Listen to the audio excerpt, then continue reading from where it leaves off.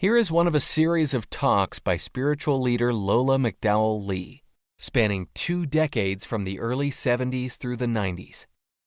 Lola was a Zen Roshi, whose Rinzai lineage included Dr. Henry Platov and renowned Zen master Shigetsu Sasaki. Lola was a religious scholar as well as an ordained Christian minister. While the talks are focused mainly on Zen and Buddhism, Lola drew on many spiritual traditions, including those of Jesus, Plato, Lao Tzu, the Hindu Vedas, Meister Eckhart, and Gurdjieff.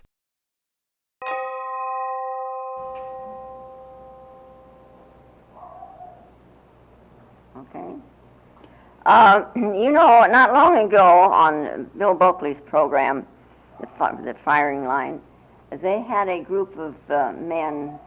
Let's see, there was a couple of professors of comparative religions and Brother Standel Rast, and who else? Somebody else. There were 4 of them altogether. And one of them made the comment that in order to really understand your own religion, the one that you were reared in, the thing to do is to get out of it, study another one, preferably Zen, he said, and then turn around and look at your religion and walk back into it, because now you would understand it. So we look around at many different ones. Some of us know where we want to be, and some of us are looking and, sort of fishing around. And it is a good idea to see what other people believe, and why they believe it. And the Dalai Lama was part of it, because they had a week seminar there at this, back east someplace at some college. And the Dalai Lama was there. Now, in the Tibetan thing, there are several great teachers, not necessarily the Dalai Lama, but one of them was named Tilopa, and one was Naropa, and one was Marpa, and the last great one was Milarepa. Now, Milarepa wrote what is called the Great Song of Milarepa. And Tilopa wrote what is called a song also. They call them songs for some reason. The Song of Mahamudra. And a little bit of it goes, it gets quite lengthy, but a little bit of it goes, in Mahamudra, all one's sins are burned. In the Mahamudra, one is released from the prison of this world. This is the Dharma's supreme torch. Those who disbelieve it are fools, who ever wallow in misery and sorrow. To strive for liberation, one should rely on a guru, and when your mind receives his blessings, emancipation is at hand.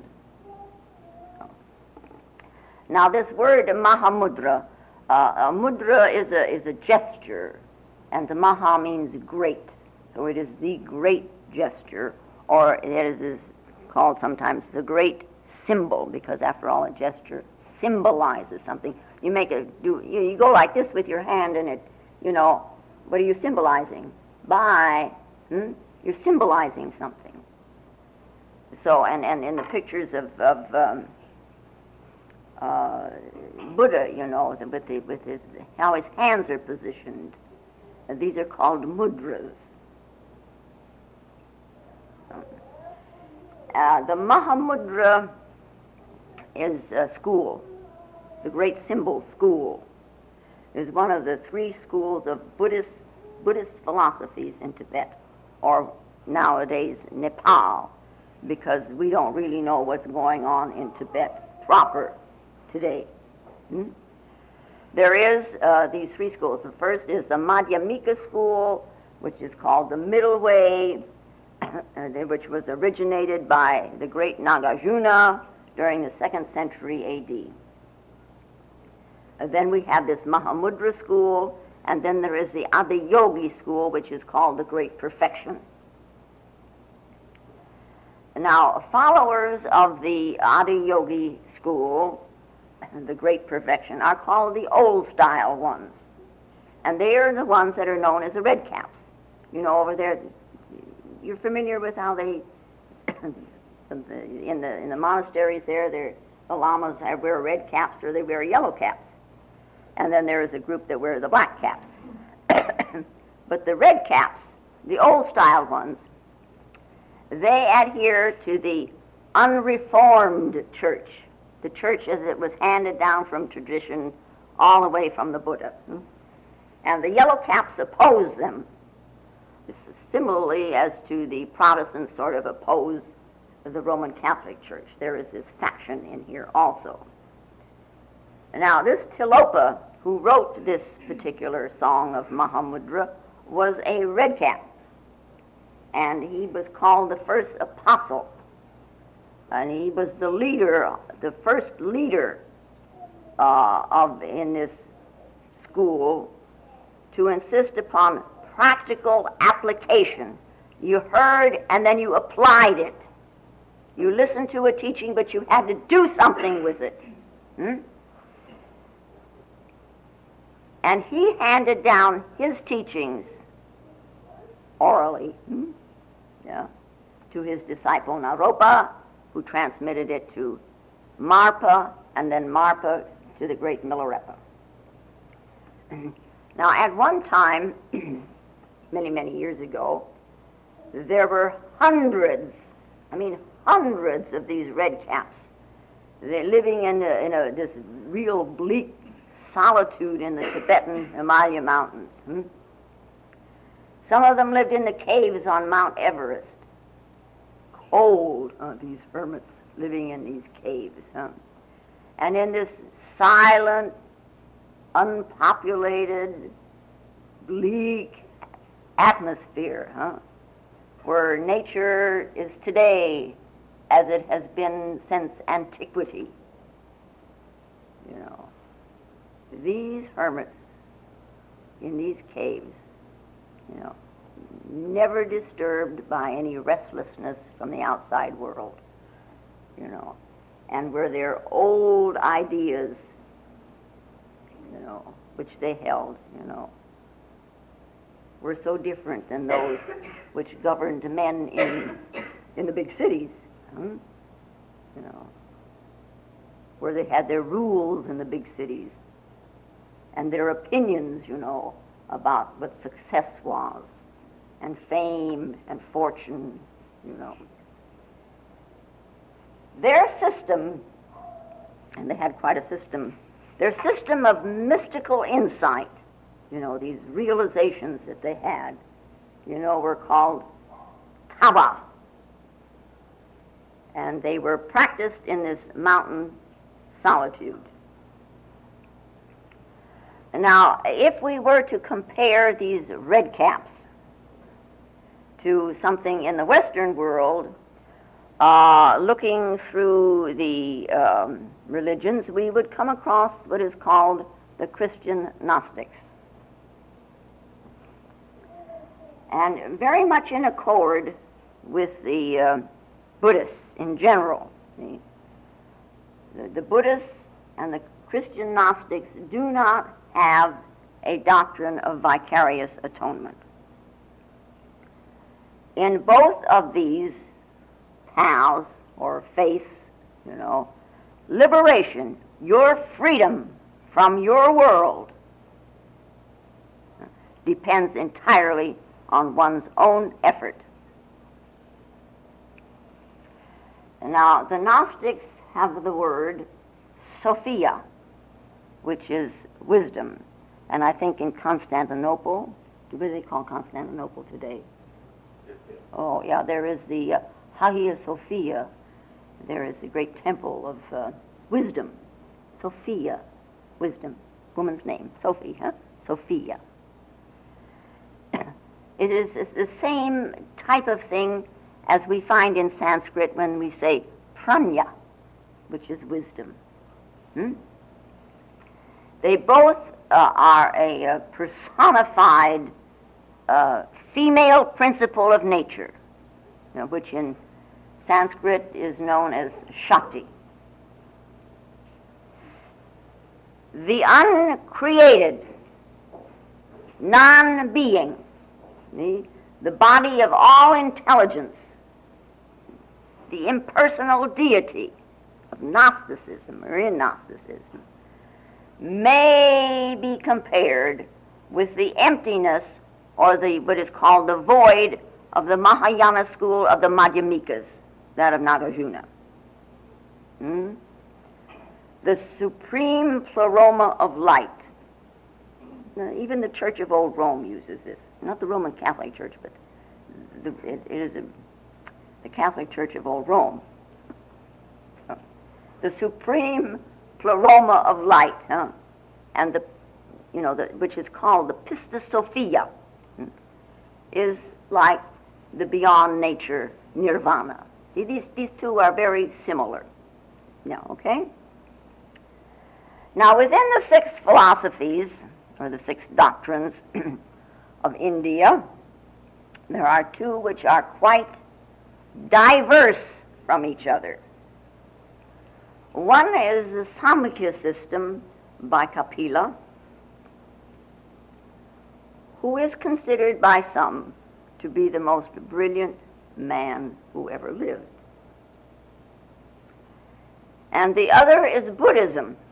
Buddhism is considered a philosophy of India, in which we find this man, Nagarjuna, who is considered by some to be the most brilliant man who ever lived. See, you pays your money and you takes your choice all the way through life, whatever you believe. And whatever you believe, that's the outcome of it. I mean, that's what you're following along with. You pays your money and you takes your choice. Now, the first, what is called an aphorism, the phrase in the Samkhya, runs like this: the supreme goal of life. Now, all the little goals that we have, we're going to get up earlier tomorrow and we're going to sit a little longer, and all these little nicky things we dig around with. Yeah. But the supreme goal of life is to put an end to the 3 kinds of suffering that we go through. These 3 kinds of suffering are the pain caused by the diseases of the body and mental disturbances. And then there is the pain that is caused by extraneous sources, other men or beasts. And we do remember that these aphorisms were written a long, long, long time ago, when the little villages were around and the tigers would run through, and that you could get picked up off end of you right pretty quick. So men and beasts was a cause of pain. Yeah. And then we have also the pain caused by supernatural agencies. That is the planets, so I guess that would include astrology. Kapila believed in astrology. I don't know. Or elements. Now that could be storms, or weather too hot, or the weather too cold, or whatever, It causes pain, doesn't it, William? David, cold causes pain, you betcha. And every living being is in some way subject to pain. And none of us want it. No way do we want pain, and yet we're all subject to it. But the Samkhya goes on to say, every man has the power to get rid of it. And it says that Samkhya, the system of Kapilas, can show a man how to do this. Because the usual methods that he tries are not sufficient. So you should try the Samkhya. And it says, only by right knowledge, which comes out of right discrimination between what is called the true self and the phenomenal self, to be able to differentiate between the two. And what they called between Purusha and Prakriti. Only through knowing this, only through this kind of discrimination, can one get rid of pain.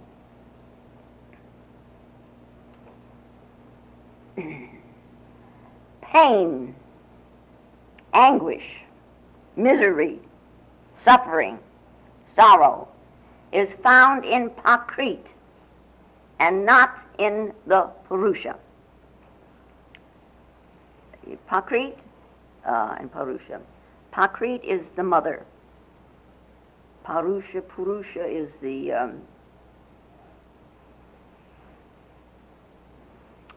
non-being, is the true identity.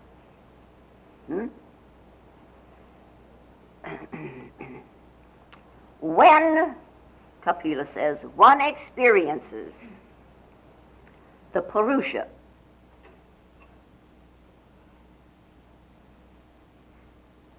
as separate from Prakriti, then comes an end to misery.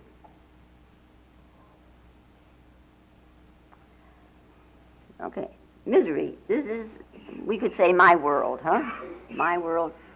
With what are we aware of my world? This is consciousness, huh? And then this I am is spirit. See, now to know the difference between these three categories, then you would be free of pain. Prakriti in Sanskrit, in the world of Indian thought, is the world of thought and matter. And so it is said that Purusha, the spirit, is caught in matter and in thought and, in the psyche, and must be extricated therefrom. Bring him out of it, so that you can see him for what he is. Right?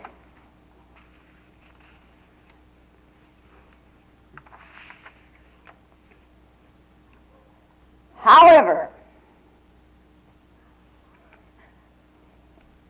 Kapila's system is a dualistic system, because he says that Purusha and Prakriti are on a par. They are ultimate realities, both of them. See, the true identity, the Purusha, and Prakriti, the primordial nature, are two realities, ultimately, forever. This Purusha, or this spirit, is independent of Prakriti, is not active, that is, it is called inactive. She is the one that is active, not him. And he is separate from her. But he is the prime mover. The great mother, or this Prakriti, contains within herself all the material of the universe, from the atoms up and down, all through the content of the psyche, That's all the mother. States of matter, frequencies of energy,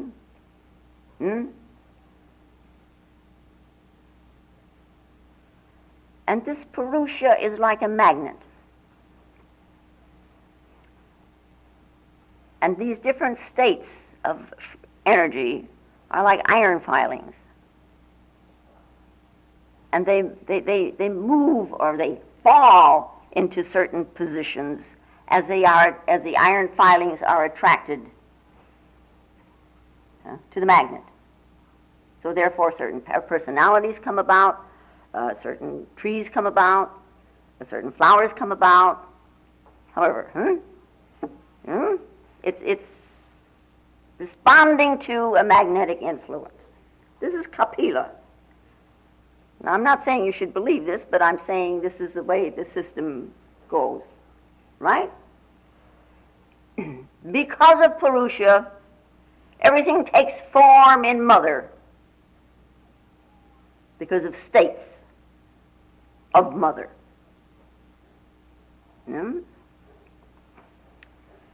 Now, this Purusha, or this spirit, we should realize, not only to prove it,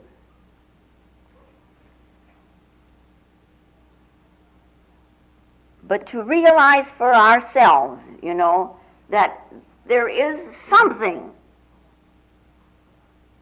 that is distinct from, that is separate from all this changing phenomena, because this Purusha never changes. Okay? Now, the Prakriti has within herself three main forces of energy, and they are in a state of equilibrium in her, but like these iron filings, using it as a very crude analogy, they move around, and this is called transformation. The forces become this, and the forces become that, and the forces become, or the energy becomes something else, and they speak of it, you are becoming this, every day I'm getting better and better and better, I'm refining myself, I am perfecting myself, a gradual process. Gradually I'm going to be perfect, and gradually I'm going to realize. Yeah, this is the Samkhya system. Now, Nagarjuna's middle way is quite different. He says that the phenomenal and the transcendental, that which transcends the phenomenal world, neither have a self-existence, as a self-entity, as an entity, self. Everything is empty, he says. Now, Nagarjuna is very difficult to understand, and on top of that, very, very little of what he has written has been translated into English. So, but once in a while you can find something that somebody else has translated from the Chinese or something like that, and he says, who is without possessiveness and who has no ego, he also does not exist. When I and mine have stopped, there is neither an inner nor an outer self, entity, self. Primordial nature is empty. Nirvana is empty. The Dharma is empty. The power is empty. Causes are empty of self, entity. Now, what kind of emptiness do you think he has reference to?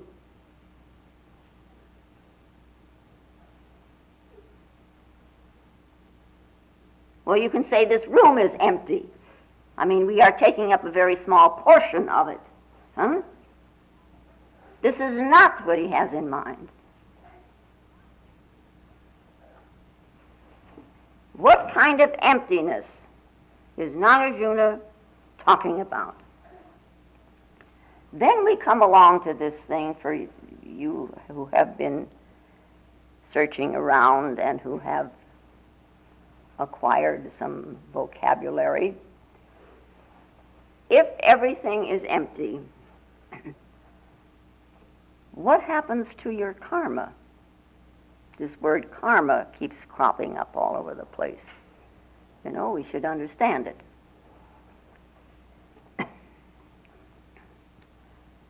The term karma is used, has been used, and is used to designate a potential for a future existence as well as paying off the past actions.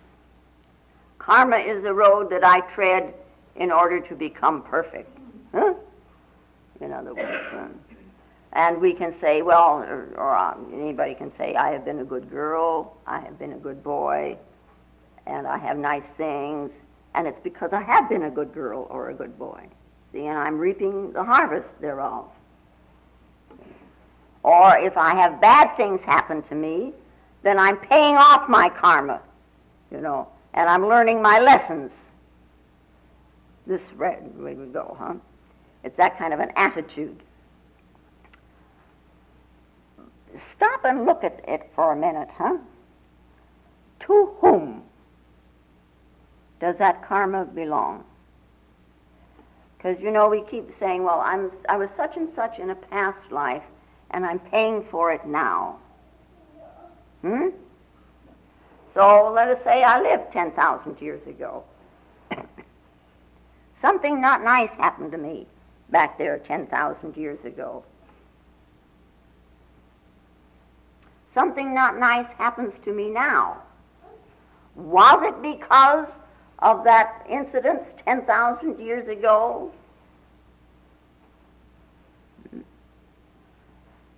But the karma should belong to that person who lived 10,000 years ago, not to me. Why am I paying for somebody else's mistakes? I'm not that person. I'm me.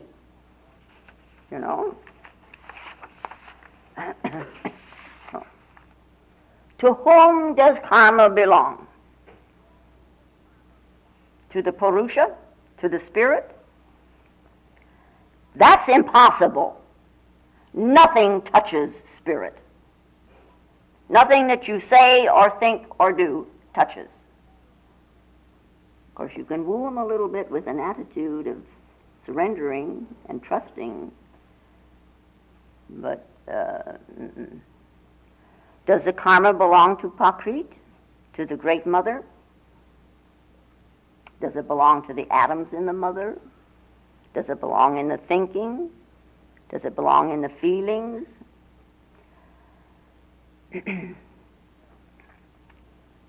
Let us say that people tread the path until such a time arrived on this planet when one by one they cleared themselves of their karma, and there were only a handful of people around.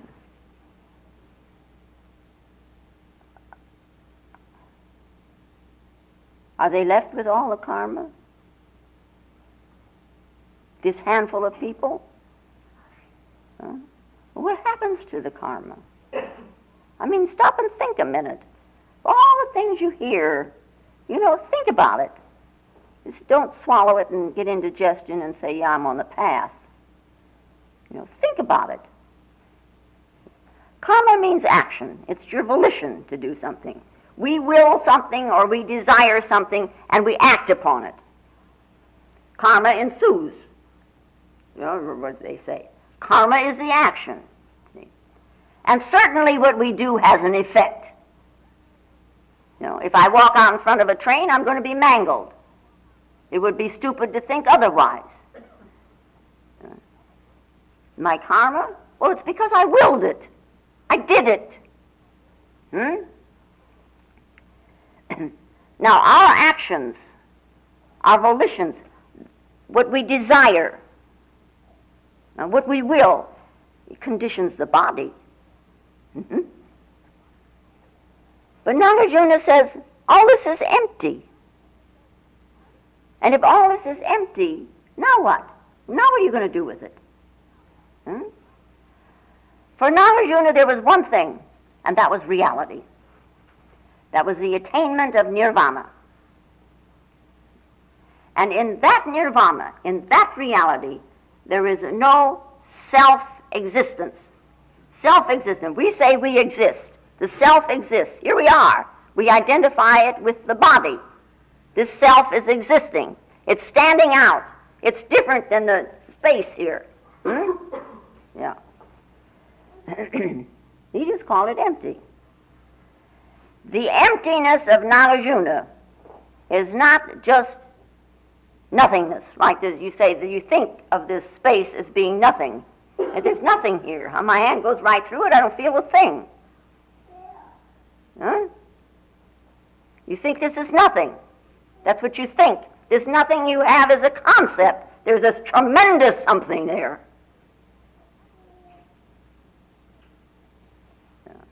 Anyway, Nagarjuna's system is monistic, one God, one reality.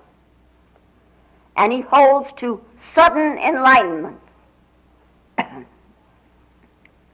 Now, in this sudden enlightenment, it says that small teachings teach you about actions. Great teachings do not teach you how to act.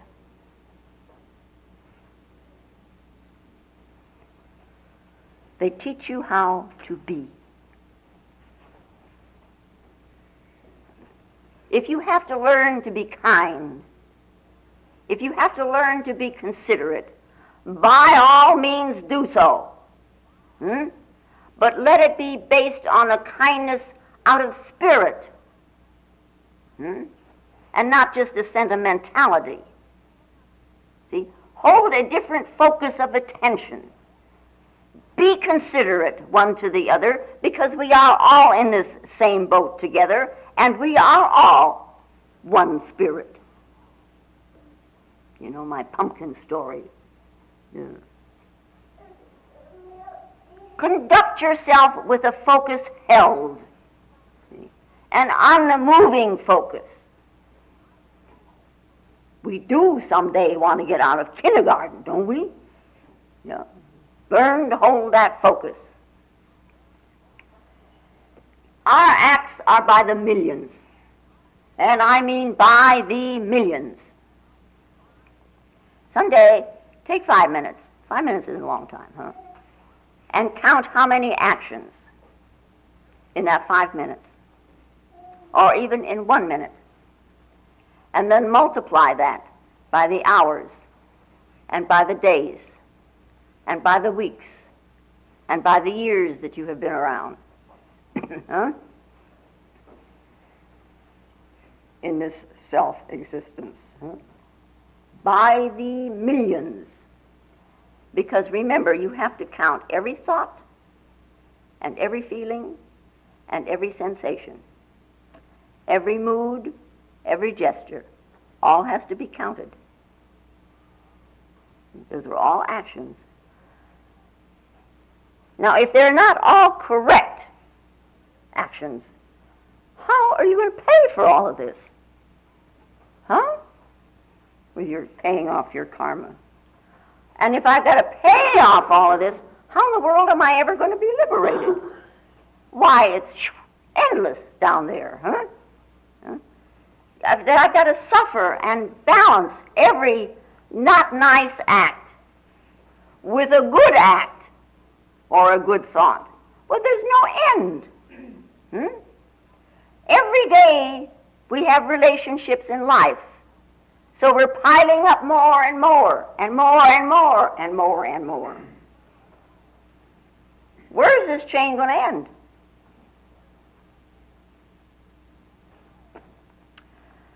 Well, maybe actions are not the question. After all, we did act in ignorance. We did act when we were not aware of what we were doing. No. Like somebody said, we were drunk with ignorance. Yeah. And we're groping around in the dark. And we knock something over in the dark. We have to pay for that forever? Or 10,000 years from now? You know, a little kid, he's playing in the living room. And he breaks a vase that his mother holds dear. He has to suffer for it. He gets spanked. Okay, fine. But what about the good deed that he must do to compensate for the error that he made? This little bitty kid, someday you got to go out and learn how to make vases. We wouldn't have time to do all the things that we need to do to get even. So where are we going to turn? What are we going to do? What's the answer to the whole thing? Yeah? Very simple. It's really very simple. Just become aware. Realize the awareness in here. And I say aware, and I say it often. But what is it? What is it? It doesn't mean, oh, I'm aware of a noise outside. That's consciousness identified with a noise. Huh? I'm aware of how I look in the mirror. Usually not so good, but then, huh? But the awareness, have you ever looked in your eyes in a mirror? Have you looked in your eyes in a mirror? All of a sudden, something can happen. And there's something there.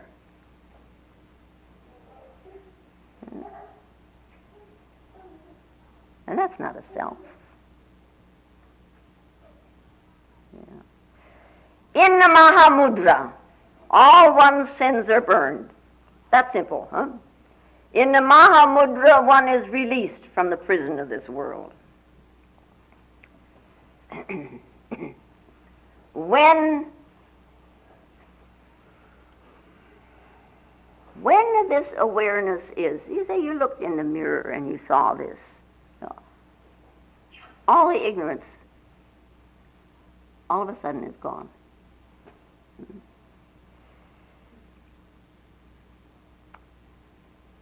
You know, if somebody's asleep, dreams exist. Yeah? That's what exists to consciousness then, dreams, huh? Not reality, unless you really are awake. Yeah? But they're dreams, no matter how real the dream may seem. Without this awareness, what does it mean to say, I am?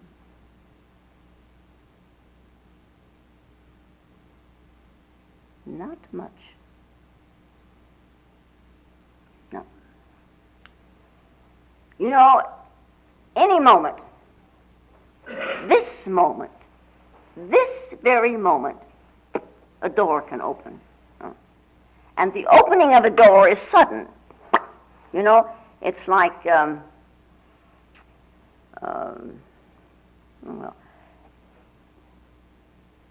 when a wind blows through and the door opens, you know, it opens with a bang.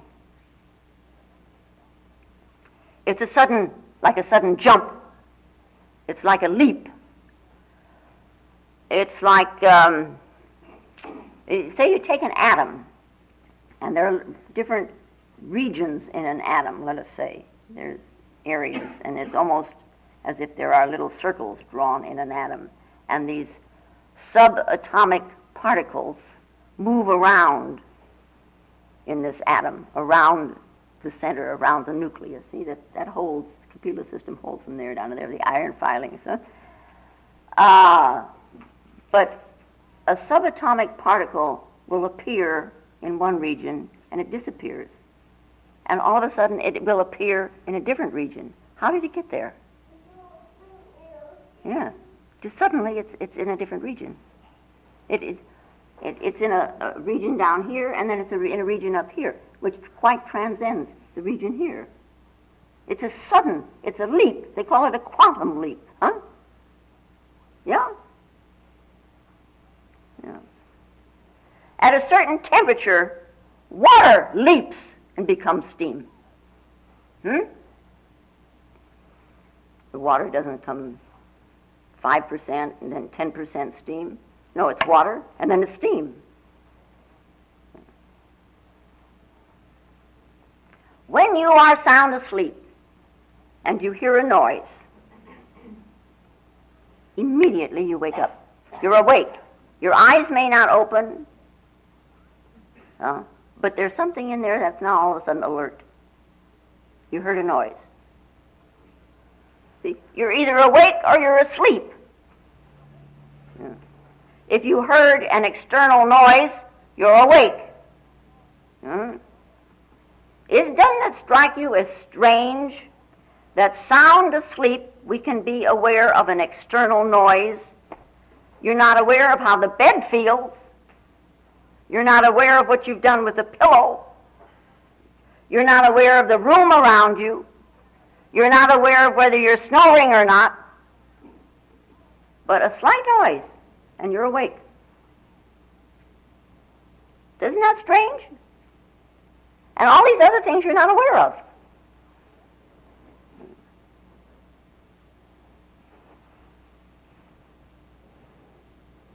Yeah, are we really here? Are we really present? Where are you?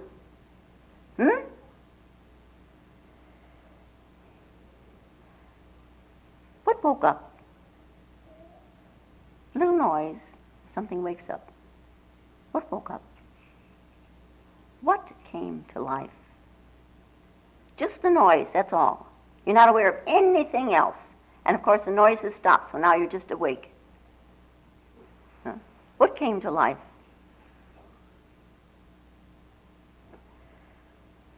Where was it before it woke up?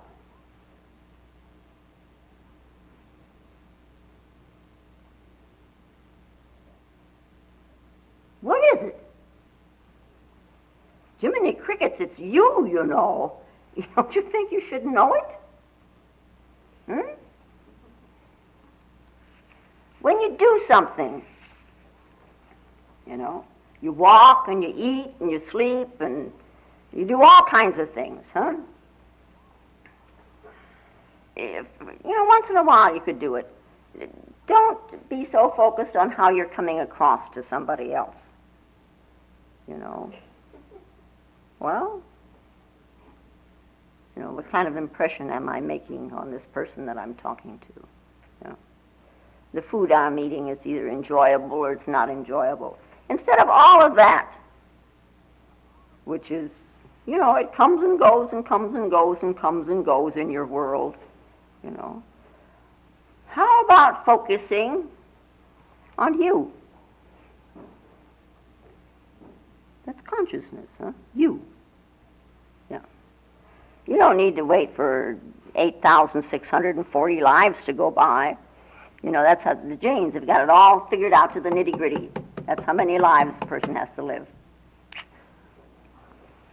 Have an intensity about holding a focus. Bring this intensity and this effort into understanding. If it's a real intensity, all of a sudden in it, this light all of a sudden springs forth. It's like a flame that all of a sudden appears. It comes like lightning. It may go like lightning, so you've got to really focus in order to catch it as it goes by. But in that moment, you can see, if you can hold it, that your whole past is in front of you. And you understand it. You understand what's happened. And you understand what is happening. And all of a sudden, everything is very clear. It's just real crystal clear. It's as if you had been sitting in the dark and all of a sudden somebody brought a light and you can see the whole room. In that light, everything in the past is so what? It's irrelevant.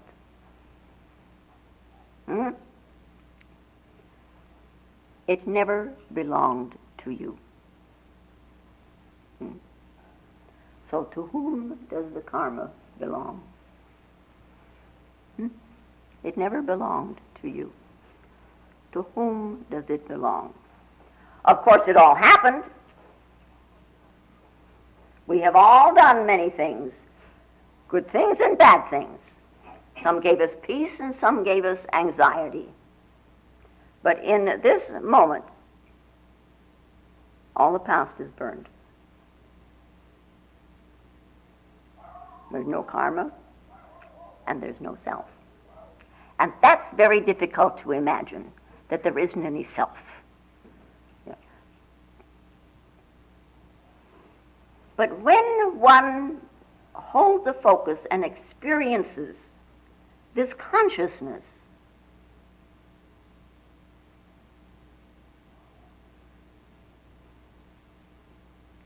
be concerned at all. At all. Suddenly there is this, what is called enlightenment. We are filled with light, and you can see. See? And suddenly there is this freedom. Suddenly that hand that was a fist is open. Tilopa says that this is the Dharma's supreme torch, that those who disbelieve are fools who ever wallow in sorrow. And you notice he doesn't call them sinners, and he doesn't call them irreligious, he just simply calls them fools. And further he says that if you want to learn anything, learn to trust. See? If you are miserable, and so miserable that nothing seems to help, just trust. Trust allows the new. Trust always allows. In this trust, you can set aside the control that you think you need.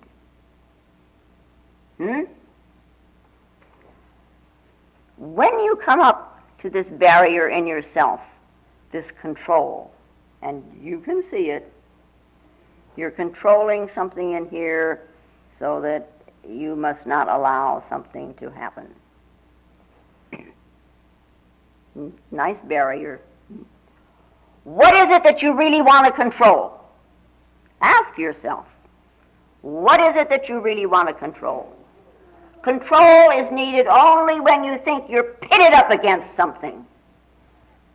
What are you pitted up against in trust? Nothing. So let go. You just trust. The world was here long before you ever got here, and the world's going to be here a long time after we all leave. See, flowers bloom and trees grow and the moon shines and the sun sets and the sun rises and the sun sets and the sun rises. Trust it.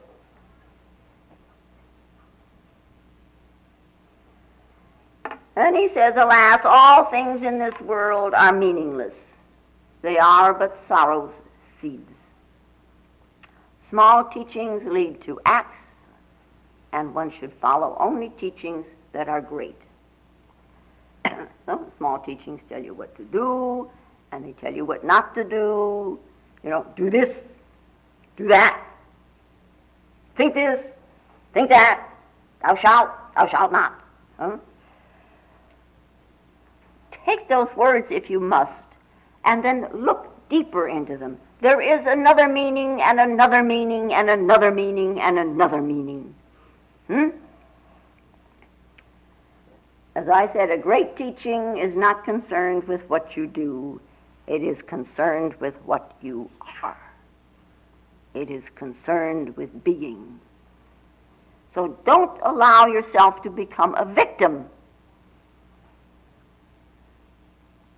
Trust. People say, you know, we are vegetarians. We think it shall lead to enlightenment. That's a small teaching. People say we practice celibacy. We think it shall lead to enlightenment. That's a small teaching. There's a lot of things we can do and think and say, but they do not touch that which you are after. It's only your world. God, we got enough of my world, huh? By doing, we manage character. Oh, and we want to look as wise as possible, but that wisdom remains a decoration. A discipline from without is a decoration. Being comes from within, and you just allow it to grow and spread like a great tree.